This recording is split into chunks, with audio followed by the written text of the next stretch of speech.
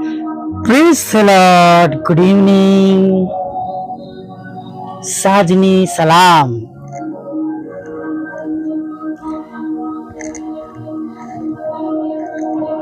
ફરીવાર આપણા ઈશ્વરની હાજરીમાં આપણે નમી શક્યા છે નહીં? પ્રભુની સ્તુતિ થાવ. સવારમાં જેવું આપણે કહ્યું એ પ્રમાણે આપણા પ્રભુએ, આપણા ઈશ્વરે આપણા જીવનમાં બધું કર્યું નહીં? Praise the lord.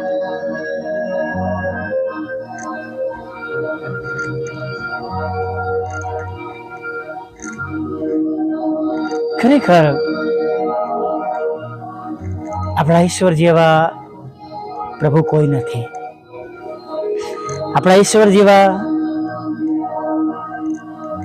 પ્રભુ, પરમેશ્વર, દયાળુ, કૃપાળુ પ્રભુ કોઈ નથી વાલા મિત્રો. સૌથી પહેલા તો એવું કહું તો અસ્થાને ન કહેવાય કે આપણા પ્રભુ સિવાય કોઈ પ્રભુ નથી. હાલેલુયા. Praise the lord. અને એવા ઈશ્વરની સ્તુતિ કરવાના માટે, ભજન કરવાના માટે તમને અને મને તક મળી છે નહીં? આનંદ કરીએ. જેમ પિતાની છત્રછાયામાં આપણે બધા આપણને સુરક્ષિત સમજીએ છીએ, આપણે આનંદિત રહીએ છીએ, એમ આપણે બધા જ આપણા સ્વર્ગમાંના પિતાની સાથે છે, તેમની છત્રછાયા હેઠળ છે નહીં? આપણી પાસે ટ્રિનિટી ગોડ છે નહીં? આપણી પાસે 3 પિતા છે. હાલેલુયા. Praise the lord. સ્તુતિ કરીએ પ્રભુની, આરાધના કરીએ. તેમણે કહ્યું છે ને કે હું તમને અનાથ મૂકીશ નહીં, અને હું પણ એ વચનને કબૂલ કરું છું. પ્રભુએ કહ્યું છે હું તને અનાથ મૂકીશ નહીં. હાલેલુયા. ભલે મારા પપ્પાના જીવનની દોરી પૂરી થઈ, જે કરવાનું હતું, જે શક્ય હતું, બધું જ કર્યું, પણ જે દેવની મરજી હતી એને પણ પૂરી થવા દીધી. અને ઘણીવાર ઈશ્વરની મરજીને માનવી એ પણ તેમનો હુકમ માન્યા બરાબર છે. ઘણીવાર બહુ લોકો જીદ કરતા હોય છે નહીં? કદાચ લાગણીઓના વશ ખોવા ના માગતા હોય, બધી વાતો આપણે માની શકીએ છીએ, પણ ઈશ્વરની ઈચ્છા પૂરી થાય એ પણ બહુ જરૂરી. કેમ કે આપણે બોલીએ છીએ ને, જેમ આકાશમાં તેમ પૃથ્વી પર તમારી ઈચ્છા પૂરી થાવ. અને હું ઘણીવાર વિચારું છું કે જેમ આપણે બોલીએ છીએ, શું એ પ્રમાણે આપણે સાચે જ કરીએ છીએ? જેમ બોલીએ છીએ એ પ્રમાણે.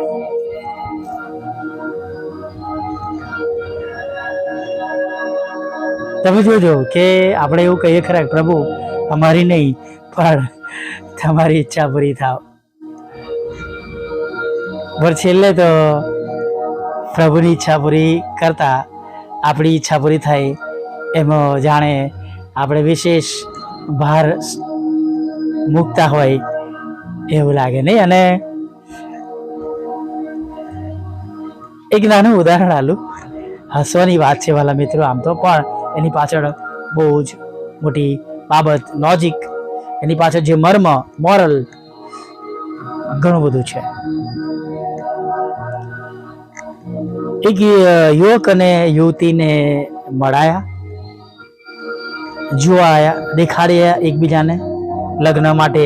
જો તેઓ એકબીજાને પોતાના જીવન સાથી તરીકે પસંદ કરે તો મોટા શહેરમાં હતા, ને શહેરમાં બહુ ભવ્ય એક પ્રભુનું મંદિર હતું, ચર્ચ. અને બે જણાએ થોડી વાતો કરી, પછી પોતાના કુટુંબીજનો બહાર આવ્યા અને કહ્યું કે અમે પેલા દેવળોમાં જવા માંગીએ છીએ અને ત્યાં પ્રાર્થના કરવા માંગે છે. જો ઈશ્વરની ઈચ્છા હોય, દોરવણી હોય તો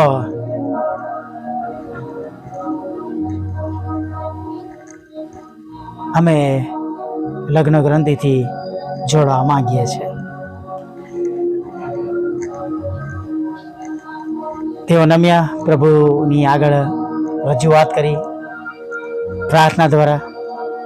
અને પ્રભુને કહ્યું કે પ્રભુ મારે આ દીકરી સાથે લગ્ન કરવા છે.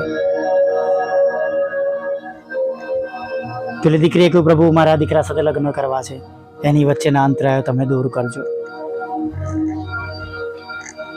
અને જે પ્રમાણે આગળની પ્રાર્થના થઈ એના પરથી એવું કહી શકાતું હતું કે તેમણે તેમની બધી ઈચ્છાઓ પ્રભુની આગળ મૂકી દીધી. અને ઘણીવાર આપણે એવી રીતના પ્રભુ પાસે જઈએ છીએ કે અલ્ટિમેટલી આપણી જ બાબત પૂરી થાય એમાં આપણે વધારે આગ્રહ રાખીએ છીએ. અને ઘણીવાર એ બધામાં આપણી પ્રાર્થનાનો જવાબ જાણે આપણને લેટ મળતો હોય એવું લાગે, કેમ કે યથાગત પરિસ્થિતિ અથવા એક્ઝેક્ટલી રાઈટ જે પરિસ્થિતિ હોય આપણે એનાથી અજાણ છે. આપણે એક નજર સુધી આપણે જોઈ શકીએ છીએ, પણ પ્રભુ તો એ નજરથી પણ દૂર આગળનો રસ્તો પણ જોઈ શકે છે. એટલે ઘણીવાર પ્રભુ આપણને કોઈક બાબતના માટે રોકતા પણ હોય છે અને ઘણીવાર પ્રભુ આપણને તરત પણ આપી દેતા હોય છે.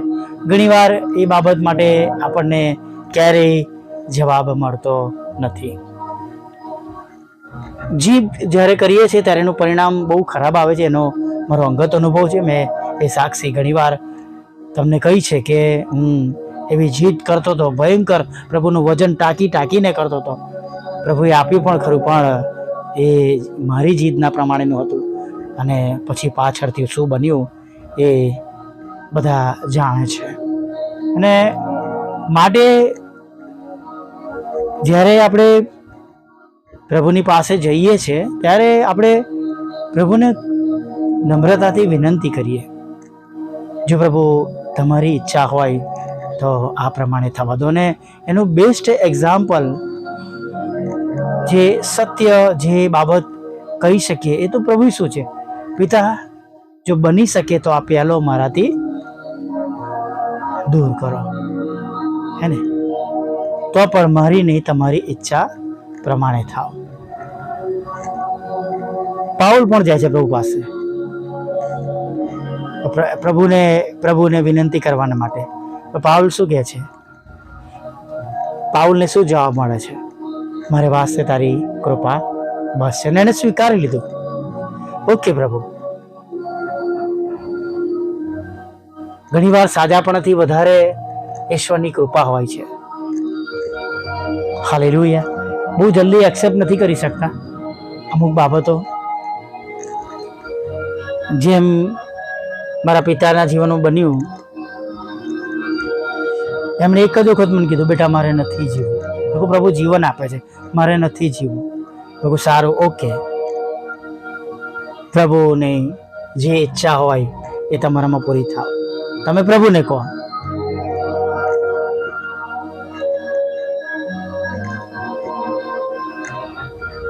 જ્યારે આપણી સમક્ષ એવી બાબત આવે ત્યારે આપણને દુઃખ લાગે, જ્યારે આપણા પિતા એવું કહેતા હોય બેટા મારે નથી જીવવું.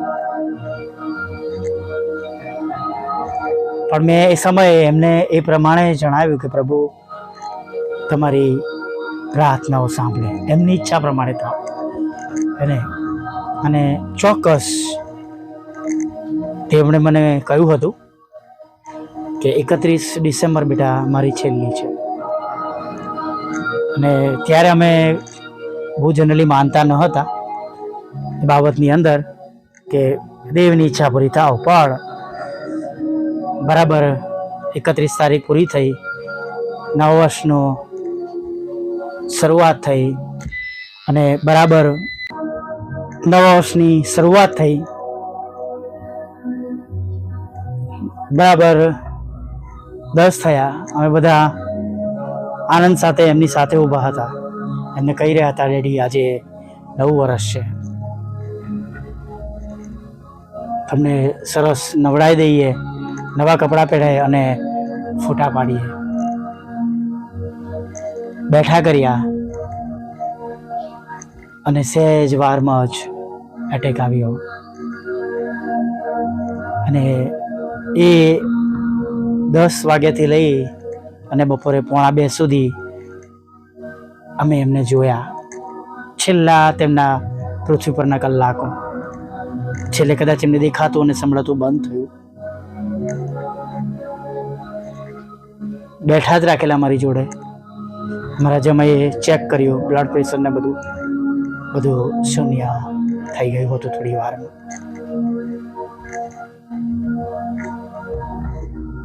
ઘણીવાર પ્રભુ આપણું સાંભળે છે, ઘણીવાર પ્રભુની ઈચ્છાઓ આપણા જીવનમાં પૂરી થાય છે, નહીં વાલા મિત્રો? પણ જો આપણે આગ્રહ એ રાખતા હોય કે પ્રભુ મારી નહીં તમારી ઈચ્છા પૂરી થાવ, તો ધીરજથી રાહ પણ જોઈએ. Hallelujah, praise the lord. અવજ્ઞાની પ્રાર્થના સાથે સાધના સમયમાં આગળ વધીએ.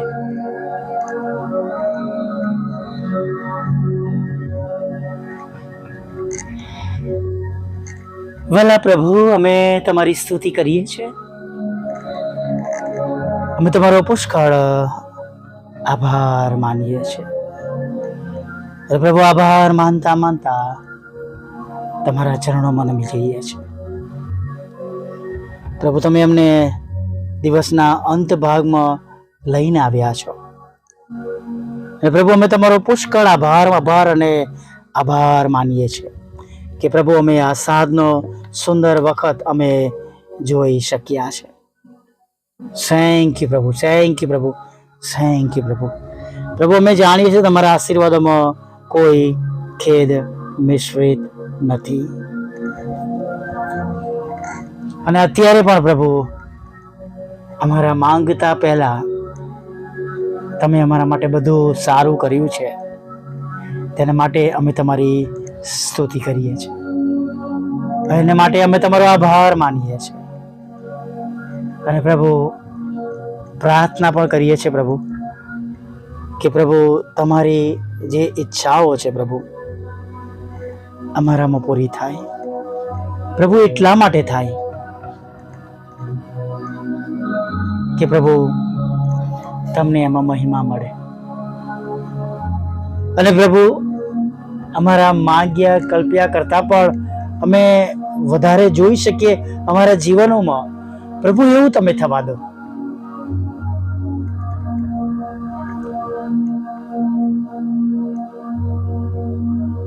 હા પ્રભુ, અમે માંગીએ કલ્પીએ એના કરતા વધારે તમે પૂરો પાડજો.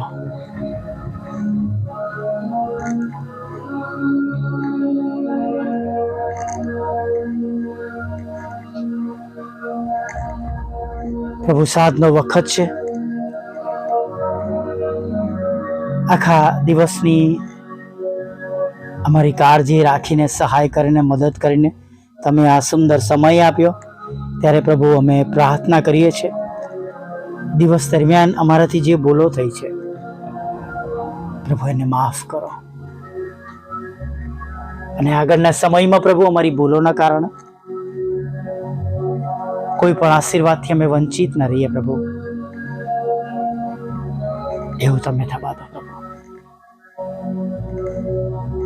તમારી યોજના પ્રમાણે પ્રભુ મારા જીવનમાં બને એવું તમે થવા દો.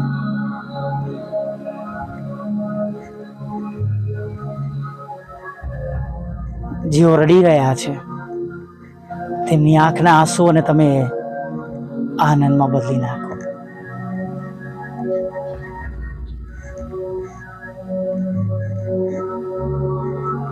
હા પ્રભુ બાપ,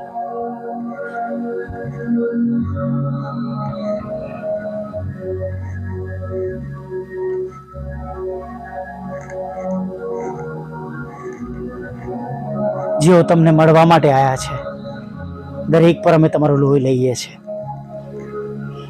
પ્રભુ. જે કઈ તેમની અત્યારે જરૂરિયાત છે, ઈચ્છા છે પ્રભુ, પ્રભુ તમે પૂરી કરો. ખોરાક, વસ્ત્ર, અન્ન, પાણી આપો, મકાનનો આશીર્વાદ આપો, લોનનો આશીર્વાદ આપો, બિઝનેસને આશીર્વાદિત કરો, સંપૂર્ણ સાજાપણું આપો, તંદુરસ્ત કરો પ્રભુતા, હોસ્પિટલમાંથી બહાર કાઢો પ્રભુ, બિલના નાણાં ચૂકવી શકે પ્રભુતા, ઘરની સર્વ જરૂરિયાતો પ્રભુ પૂરી થઈ શકે એવું તમે થવા દો પ્રભુ. ખાસ પ્રભુ ઘણા બધા આશીર્વાદો પ્રભુ અમારા રોકાઈ ગયા છે પ્રભુ. અમે તમને વિનંતી કરીએ છીએ, છેલ્લા 3 માસથી પ્રભુ, જાન્યુઆરી, ફેબ્રુઆરી, માર્ચ,